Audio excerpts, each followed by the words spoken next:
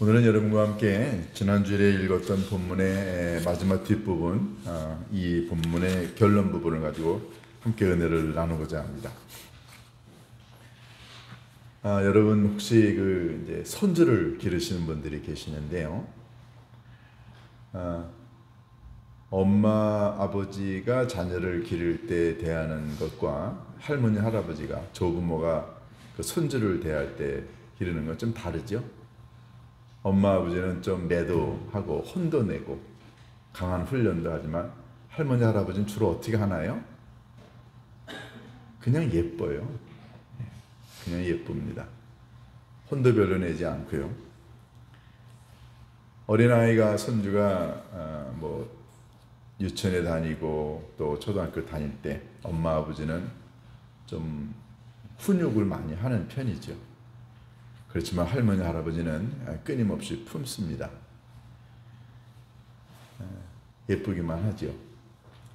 엄마, 아버지가 약간 좀 강하다고 한다면 할머니, 할아버지는 좀 부드럽습니다. 그래서 그 할머니, 할아버지로부터 어려서부터 그 부드러운 사랑을 받고 자란 아이들이 엄마, 아버지로부터 받았던 강한 훈육과 함께 이 두 가지가 잘 조화를 이루어서 자란 그런 어린아이들이 이 다음에 커서도 정서적으로 늘 안정이 될 수 있다고 합니다. 그런 의미에서 할머니, 할아버지의 부드러움은 참 귀한 것 같다는 생각이 듭니다. 사람이 부드러움이 이게 약한가요? 요즘 우리나라에서는 이제 이런 말들을 많이 합니다. 목소리 큰 사람이 이긴다. 그렇죠? 목소리 크게 내고 강한 것 같으면 이기는 것 같아요. 심리학적으로 좀 미성숙하고 그리고 자존감이 낮은 사람일수록 목소리를 크게 낸다고 합니다. 왜냐하면 소리를 크게 질러야 다른 사람들을 압도할 수 있고 자기 자신을 드러낼 수 있다고 생각을 하죠. 그래서 이런 신체적인 물리적인 힘을 가해야 자기 자신이 강하다고 하는 것을 드러낼 수 있기 때문에 그래서 목소리를 크게 합니다. 이게 굉장히 심리적으로 자존감이 낮고 그리고 미성숙한 사람에게서 보여주는 그런 아주 전형적인 거라고 합니다. 그런데 좀 목소리도 작고 조용하고 부드러운 사람, 약한 사람 아니야? 뭔가가 조금 없어서 저렇게 조용한 거 아닌가? 가진 게 없고 나약하고 능력이 없으니까 조용한 게 아닌가? 라고 이야기하지만 사실은 강한 사람, 능력 있는 사람일수록 부드럽죠. 유네스코 그 자연유산 가운데 그 카나다 최초의 국립공원이 있습니다. 밴프라고 하는 국립공원이죠. 로키 산맥에 있습니다. 어마어마한 그 산들이 있죠. 그런데 이 어마어마한 높은 산, 그 웅장한 산, 만약 그 산만 있었으면은 그러면은 이게 세계 자연유산에 등재가 되지 않는다고 합니다. 근데 이 밴프 국립공원이 세계적으로 유명한 그런 국립공원이 될 수 있었던 건 산과 산 사이에 항상 뭐가 있냐면 호수가 있습니다. 강이 있고요. 물은 부드럽죠? 그 아무리 산이 높아도 험악해도 그 산과 산을 이어주는 이 물의 부드러움, 결국 이 부드러운 물이 산을 아름답게 만들고 주변 경관을 아름답게 만들어서 세계적인 관광지로 만드는 그런 이유가 되죠. 참 물은 부드럽고 그리고 물이 지나가게 되면은 부드러움이 지나가게 되면 강한 것도 부드러워지고요. 주변을 멋있게 만듭니다. 그래서 이런 말이 있죠. 부드러움은 모든 걸 이긴다. 아, 그런 것 같습니다. 여러분 어떠세요? 우리가 잘 아는 그 이솝 우화 가운데 그 해와 바람의 이야기를 여러분들이 잘 아세요. 이 해와 바람이 어느 날 내기를 합니다. 누구의 힘이 더 센가? 그런데 이 두 해와 바람이 내기를 할 때 어떤 내기였냐면은 저 지나가는 나그네 겉 외투를 누가 벗길 수 있겠느냐 내기를 합니다. 근데 이 바람의 입장에서는 이건 100% 자기가 이기죠. 강력한 바람을 불어 놓게 되면은 당연히 그 사람이 외투를 벗기겠죠. 무지막지한 온 지면에는 모든 것들을 다 날릴 만한 그런 강력한 바람을 불면 뭐 반드시 자기가 이길 거라고 생각을 했죠. 그래서 이 바람이 지나가는 나그네를 향해서 어마어마한 바람을 불어댑니다. 바람을 맞은 나그네는 어떻게 하나요? 찬바람이 불어올 때 나그네는 이 외투가 벗겨지지 않으려고 더 외투를 꽁꽁 부여 안습니다. 바람이 불면 불수록 나그네는 움츠리고 외투를 부여 안습니다. 절대 바람이 외투를 벗기지 못하죠. 그때 해는 어떻게 합니까? 이 바람을 맞고 있었던 사람이, 그래서 외투를 꽁꽁 부여안고 있었던 사람이 갑자기 바람이 그치고 해가 나기 시작했어요. 따뜻한 해가. 그때 힘들었던 이 나그네가 따뜻한 햇볕에 앉아가지고서는 그 햇볕을 즐깁니다. 너무너무 좋으니까 들고 있었던 외투를 벗어서 베개를 삼아가서는 누워 있습니다. 누가 이겼나요? 이 강력한 바람이 이기지 않습니다. 부드러운 따뜻함이 결국 이 나그네의 외투를 벗기죠. 이 이야기를 놓고 많은 사람들이 그 후속 그걸 어떻게 해야겠느냐, 뭐 이런 많은 교육적인 그런 실험들을 합니다. 이 부드러움, 이 따뜻함, 이거요, 일반적으로 다른 사람들의 마음, 다른 사람들의 상황을 벗기고 변화시키고 마음을 열게 하는 게 바로 이 따뜻함이죠. 온유라고 하는 단어가 오늘 우리가 읽은 이 본문의 가장 첫째입니다. 온유. 제가 국어사전에 찾아보니까 온은 부드러울 온자에다가 온은 따뜻할 온자에다가 유는 부드러울, 따뜻하고 부드럽다는 뜻입니다. 사도 바울이 오늘 디모데에게 이런 얘기를 합니다.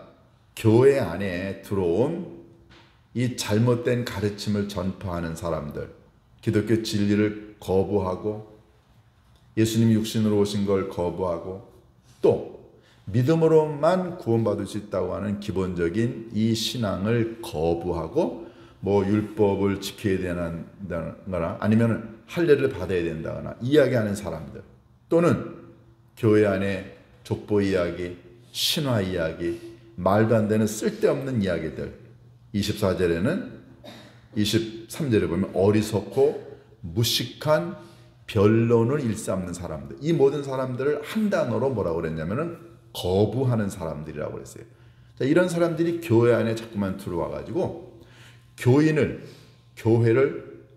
혼란시킵니다. 그러면 이런 사람을 성도들이 어떻게 해야 하냐는 거예요. 교회 안에 신앙인 가운데 세상적으로 비난받을 만한 사람들을 보게 됩니다. 뭐 세상에서 사업하다가 사기치고 거짓말하고 성폭행해서 아니면은 뭐 도둑질 해가지고 폭력을 해서 그래서 사회로부터 지탄을 받는 사람이 교회에 출석할 수 있잖아요. 어떻게 할 건가요? 이단의 가르침을 교회 안에 갖고 들어와서 교회를 혼란케 하는 사람이거나 사회적인 지탄을 받는 사람이 교회 안에 들어와서 예배를 드릴 때 교회는 성도는 어떻게 해야 되나요? 두 가지 방법이 있습니다. 교회가 교회 법을 가지고 뭐 질서라고 하는 명목으로 아니면 교회의 교리를 지켜야 된다고 하는, 교회 순결을 지켜야 된다고 하는 의미로 그들에게 심판과 정죄의 막대기를 휘두를 수 있죠. 나가세요. 당신 얻은 사람들이 교회에 들어오면 이 교회가 질서가 깨집니다. 안 됩니다. 당신 나가세요. 만약에 우리가 그런 사람들과의 관계를 단절하고 그리고 그 사람들의 영혼에 관심을 갖지 않고 단지 교회 안에 있는 이 거룩함을 지키기 위해서 그런 사람들에게 정죄와 심판의 이 잣대를 들이대서 그 사람들을 다 내쫓는다고 한다면 그러면 그런 사람들이 교회에 있지 않으니까는 교회는 순수해질 수 있겠죠. 자, 그게 한 가지 방법일 수 있습니다. 두 번째 방법은 그렇게 이단 사조나 잘못된 가르침을 가지고 들어왔거나 사회적 도덕적으로 비난받는 사람들이 교회 안에 있을 때 그들을 온유한 마음으로 훈계해서 그들이 회개하고 깨닫고 돌아오게 만들 수 있는 방법도 있습니다. 여러분 같으면 어떤 방법을 취하시겠어요? 이게 이제 상황마다 좀 다르죠. 사도 바울이 이런 얘기도 했습니다. 교회 안에 들어온 사람들 가운데 이단 아니면 사회적, 윤리적, 도덕적으로 잘못된 일을 한 사람들을 몇 번 권면을 하는데 그걸 그 사람들이 끝까지 듣지 않으면 그러면 출교 처분하라고 했어요.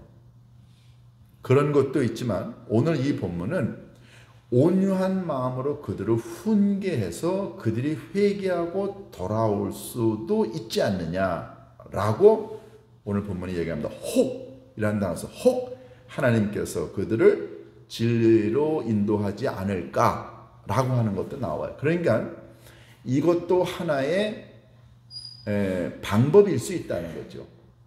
그러면 온유함으로 훈계한다고 하는 의미는 뭘까요? 여러분과 제가 교회를 섬길 때, 성도를 섬길 때 또는 우리가 세상에서 사람들을 만날 때 어떤 자세로 사람을 대할 것인가는 우리의 선택에 달려 있습니다. 나를 늘 공격하는 사람이 있어요. 나를 비난하고 또 교회 안에서 성도들 가운데 어떤 사람이 다른 어떤 교인을 비난하고 비판하고 판단하고 정죄하는 사람, 사회적으로 도덕적으로 윤리적으로 교회 안에 신앙생활을 하는데 비난받을 만한 짓을 하는 사람들을 향해 우리가 어떤 선택을 할 것이냐는 이건 우리의 결정에 달려 있습니다. 율법의 잣대로 교회의 거룩과 순수성을 지켜야 되기 때문에 그런 사람을 출교 처분시키고 내몰 건가 아니면 그들이 돌아와 회개해서 다시 올바른 사람이 될 수 있도록 그들을 온유함으로 훈계할 것인가. 이건 우리의 선택에 달려 있습니다. 그러면 먼저 온유함으로 훈계한다라고 하는 이 의미는 뭘까요? 예수님이 마태복음 5장 5절에서 이런 얘기를 하셨습니다. 온유한 자는 저들이 땅을 기업으로 받을 것이요. 예수님 산상수훈에 온유라는 표현을 쓰셨어요. 예수님도 이런 얘기도 하셨죠. 나는 마음이 온유하니 내게 와서 배우라. 다 같은 단어입니다. 헬라어의 프라우테스라고 하는 단어.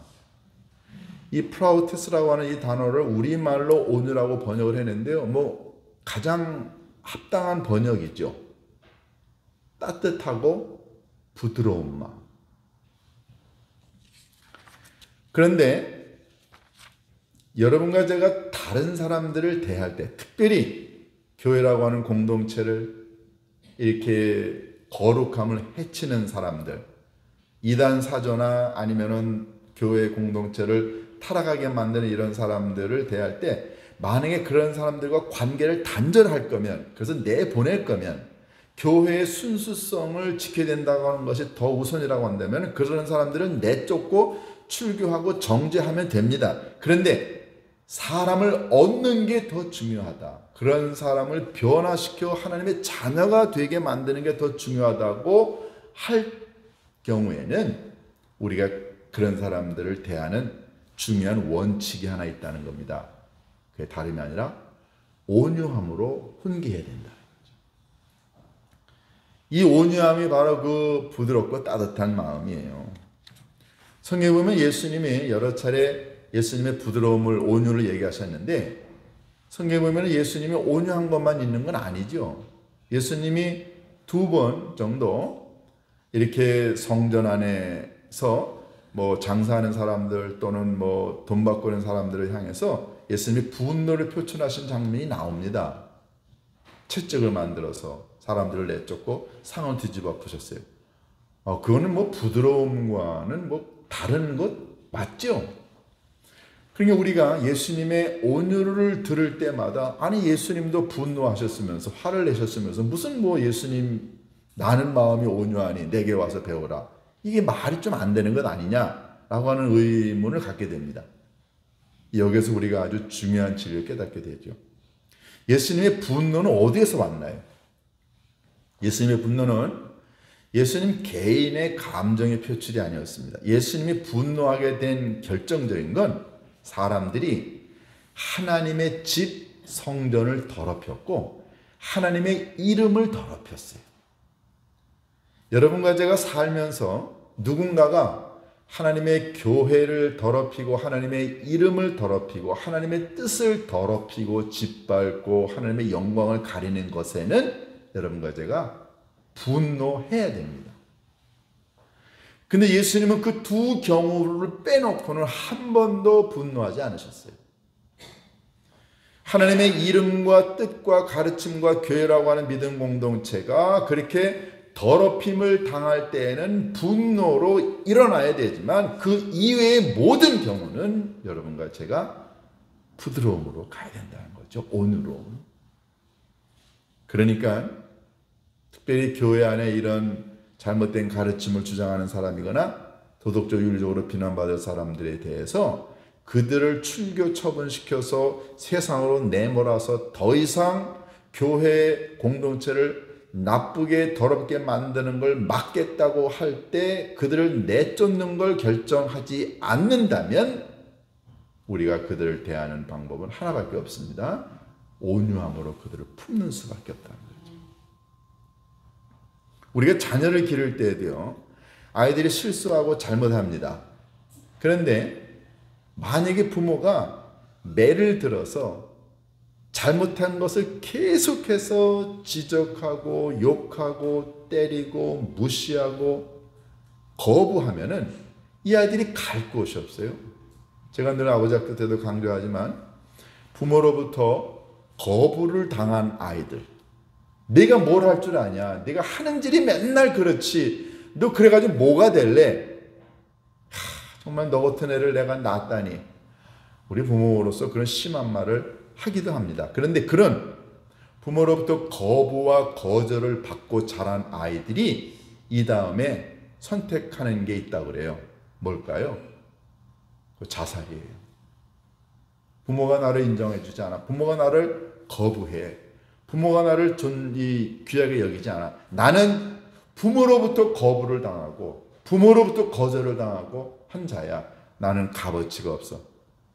그래서 그런 극단적인 선택을 합니다. 그러니까는 누군가를 거부하고 내쫓고 반대하는 건 이 사람을 죽이는 행위라는 거죠. 그런데 부모가 갖고 있는 이 부드러움, 실수했고 잘못했어요. 그런데 그거를 내치지 아니하고 거부하지 아니하고 비판하지 아니하고 그를 부드럽고 따뜻함으로 품고 훈계할 수 있다고 한다면 그 이후의 결과는 너무너무 아름답다는 거죠. 오늘 사도 바울이 그 얘기를 하고 있습니다.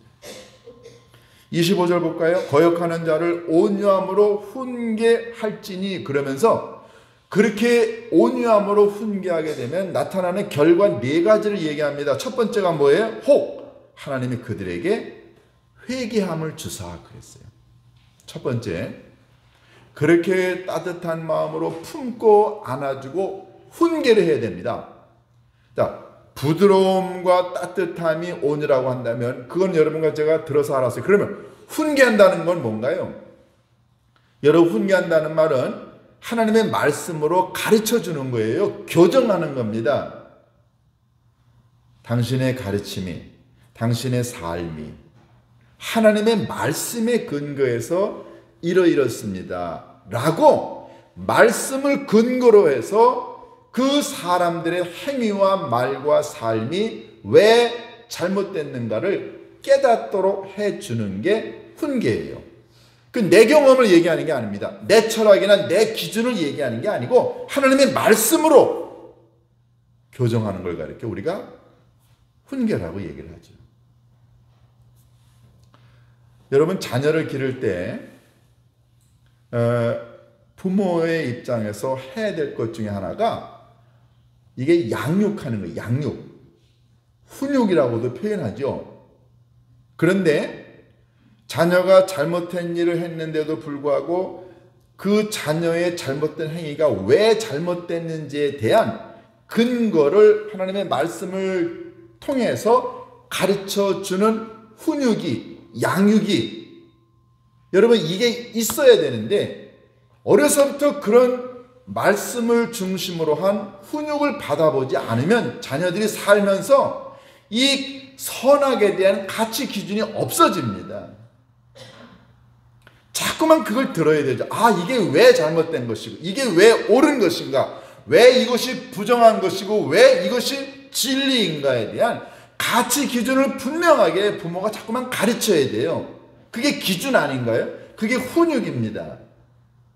근데 그걸 하지 않으면 아이들이 살면서, 그리고 특별히 성도님들 가운데 신앙생활을 하고 있는데 그들의 행위가, 세상에서 하는 행위가 잘못된 건지 아닌지에 대한 아무런 훈육이 없으면 어디에서 교인들이 그런 판단 기준을 받나요? 제가 잘 사용하는 말 가운데 이런 말이 있습니다. 이런 훈육이, 부모가 자녀에게 하는 훈육이 없는 건 밤에 켜져 있어야 될 가로등이 꺼져 있는 것과 똑같고요. 지나치게 너무 말이 많아. 그거는 대낮에 켜 있는 가로등하고 똑같아요. 대낮에 가로등 켜 있을 필요 없습니다. 밤에는 가로등이 켜져 있어야 돼요.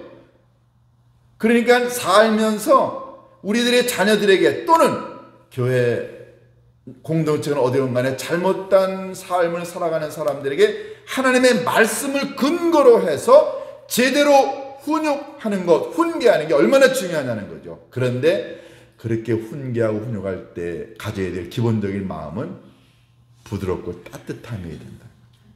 부드럽고 따뜻하다라는 말은요, 정죄를 해서 상처를 주어서 거부감을 느끼게 하는 게 아니라 그 따뜻함과 부드러움 속에서 내가 실수와 잘못을 했음에도 불구하고 부모님은 나를 포기하지 않고 나에게 기회를 주는구나. 내가 이런 실수와 잘못을 했음에도 불구하고 존중받을 수 있는 존재구나 라고 하는 걸 느끼도록 하는 게 이게 따뜻함입니다. 높은 산, 거친 산, 그것 자체가 멋있지만 이걸 더 멋있게 만드는 건 이 산과 산 사이를 흐르는 호수와 강 때문에 그렇다고 말씀드렸잖아요. 그래서 이 호수와 강은 강한 것, 거친 걸 부드럽게 만듭니다. 사도 바울은 그런 얘기를 합니다.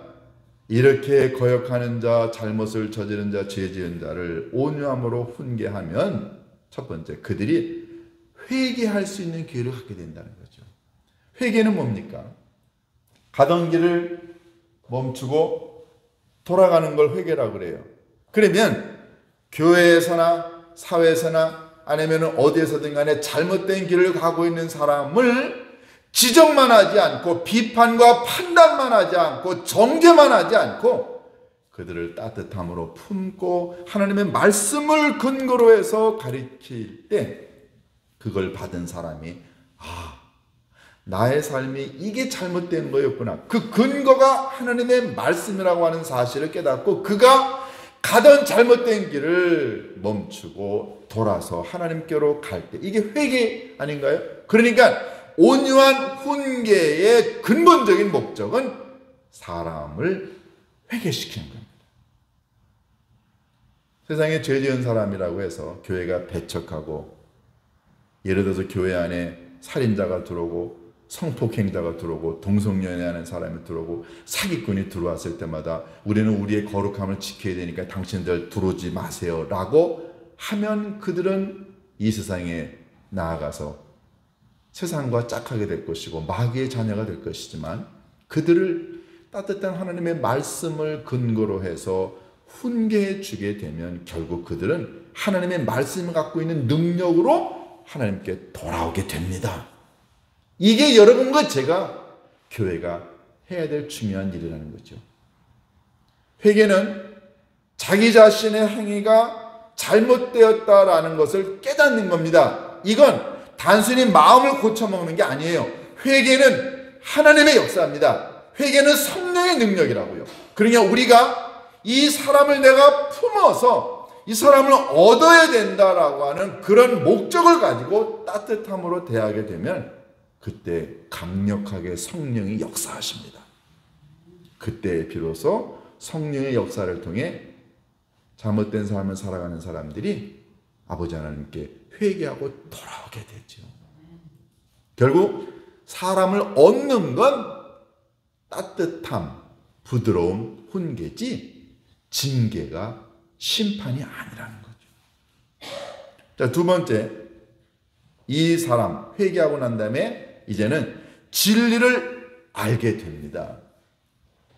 회개는 이제 돌아서는 거예요. 근데 가던 잘못된 길로부터 하나님께로 돌아왔는데 그러면 이제 진리의 세계로 누군가가 인도해야 될 거 아니에요.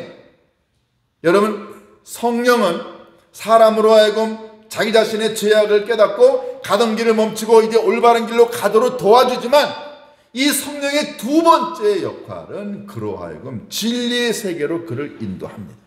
그러니까 여러분과 제가 누군가에게 부드러운 온유한 마음으로 말씀을 근거로 해서 훈계하게 되면 하나님께서 그를 회개시킨 다음에 진리의 세계로 인도하십니다. 단순히 우리가 한 이 온유한 이 훈계가 어떤 누군가를 회개하게 만들고 그를 진리의 세계로 인도합니다. 왜냐하면 우리가 그를 훈계할 때 하나님의 말씀을 근거로 해서 훈계했기 때문에, 훈육했기 때문에 그가 그 진리의 말씀으로 되돌아갈 수 있습니다. 여러분, 이 모든 일을 하는 분은 누군가요? 바로 성령님이세요. 그래서 우리가 누군가에게 훈계하거나 자녀를 훈육하기 전에 여러분과 제가 해야 할 일이 있죠. 아버지 하나님, 내 생각이나 내 감정이나 내 경험을 이야기하기 전에 아버지 하나님, 성령의 능력으로 나 자신이 온유한 마음을 갖게 하옵소서. 예수님으로부터 배워서 예수님의 온유함을 가진 다음에 내가 누군가에게, 자녀에게 하나님의 말씀을 근거로 해서 훈육하게 하옵소서.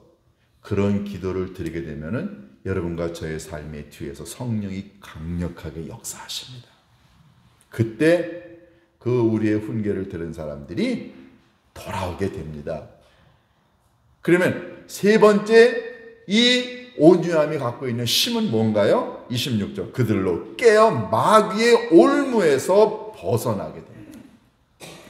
마귀는요, 항상 사람을 붙들고 있습니다. 죄짓게 만들고 하나님 거역하게 만들고, 그리고 하나님의 말씀의 뜻을 무시하게 만드는 게, 이게 마귀가 갖고 있는 힘이죠. 세상에는 많은 사람들이, 악한 사람들이 누구에 사로잡혀 있나요? 이 마귀에게 사로잡혀 있어서 진리를 거부하게 만들고 세상으로 향하게 만들지 않나요? 그러나 여러분과 제가 온유한 마음으로 하나님의 말씀을 근거로 해서 훈육하게 되면, 훈계할 때 그들이 마귀의 올무로부터 벗어나게 됩니다.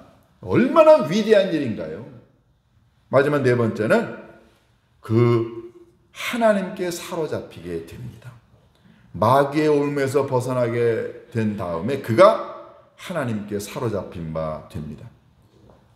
여러분, 사람이 누군가에게 사로잡혀 살게 됩니다. 돈에게, 세상의 유혹에, 쾌락에 사로잡혀 살아가는 사람들이 얼마나 많아요. 그런데 여러분과 제가 하나님의 말씀을 근거로 해서 세상에 살아갈 때마다 더럽고 추악하게 사는 사람들을 그 말씀을 근거로 해서 그들에게 따뜻함으로 훈계하게 되면 아버지 하나님이 그들을 감싸십니다.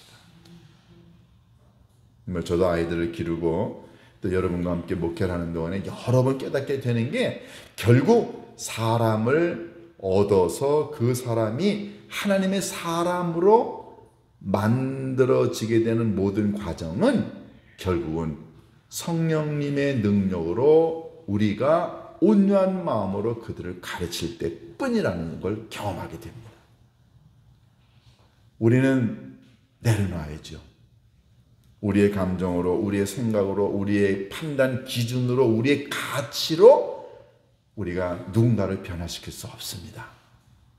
성령의 아홉가지 열매 가운데 이 온유가 있는 이유가 바로 여기에 있습니다. 이 온유는 우리의 성품이 아니에요. 우리의 인격이 아니고요. 이건 성령님께서 주셔야 되는 성령의 놀라우신 능력입니다. 그렇기 때문에 아버지 하나님, 나로 하여금 이 따뜻한 부드러운 온유한 마음을 주사, 내가 누군가를 위해 기도하고 누군가에게 하나님의 말씀으로 훈계할 때마다 그들이 사탄 마귀의 올무에서 벗어나 하나님께 사로잡힌 자가 되게 하옵소서. 성령만이 여러분과 저를 온유한 사람으로 만들 수 있음을 믿습니다.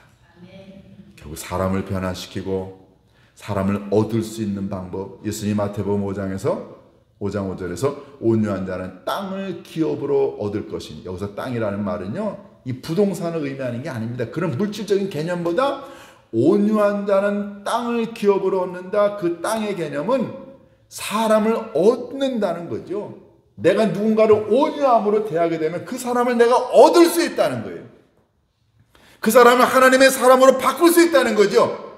여러분과 제가 사람을 내쳐서 마귀의 올무에 쌓인 사람으로 만들 게 아니라면, 여러분과 제가 사람을 얻을 수 있는 방법은, 그것은 그 사람을 따뜻함으로 품어주는 거죠. 어떤가요? 저희들이 세상에 나가 살면서 이 따뜻한 마음, 부드러운 마음으로 하나님의 말씀을 근거로 해서 사람들을 훈육할 때 성령님이시여 우리로 하여금 성령의 능력으로 이 일을 하게 해달라고 기도하면, 아버지 하나님께서 우리를 통해 많은 사람들이 하나님께로 돌아오고 진리의 세계로 돌아오고 마귀에게 사로잡혔던 것을 벗어나 하나님께 사로잡힌 사람이 될 수 있지 않을까요? 부드러움이 강합니다. 부드러움이 이길 수 있습니다. 여러분과 제가 이렇게 해서 사람을 얻게 되기를 주님의 이름으로 축원합니다. 기도하십니다. 고마우신 아버지 하나님, 교회 안에 또는 우리들의 자녀들 또는 우리와 관계를 맺고 있는 많은 사람들에게 아버지 하나님 온유한 마음으로 그들을 대할 수 있도록 인도하여 주옵소서. 진정으로 강한 자만이 온유해질 수 있음을 믿습니다. 이 온유함이 우리로부터 오는 것 아니고 아버지 하나님 성령님 주시는 능력임을 믿습니다. 평생 살면서 아버지 하나님 주신 이 온유함으로 강하게 무장해서 많은 사람들을 얻을 수 있는 우리 모두가 되게 축복하여 주옵소서. 예수님의 이름으로 기도합니다.